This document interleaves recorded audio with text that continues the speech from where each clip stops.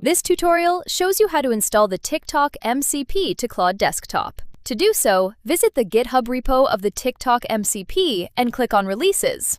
There, click on TikTok MCP with the extension MCPB and download it locally. Open Claude Desktop and go to Settings. There, click on Extension and Advanced Settings. Now, click on Install Extension and select the TikTok MCP from the folder. Then, click on Install and confirm the installation.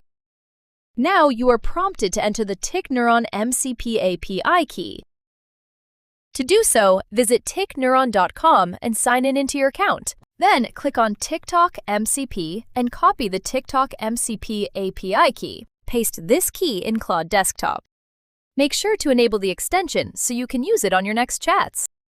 Go back to Claude Desktop and write a prompt to use TikTok MCP. In this case, to find restaurants in New York City using the TikTok MCP. Voila! It found some good restaurants from user-generated content via TikTok MCP.